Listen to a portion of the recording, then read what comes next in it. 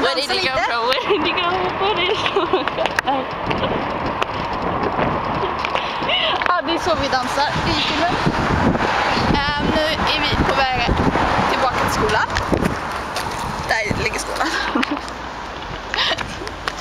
Och så ska vi ha idrott, fast inga idrottskläder.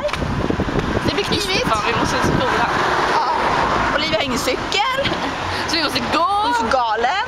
Skjuts. Och jag ska lägga in den här på min dator nu. Så och vi kommer ju låta helt jävla rist. Du får inte. Jag vet.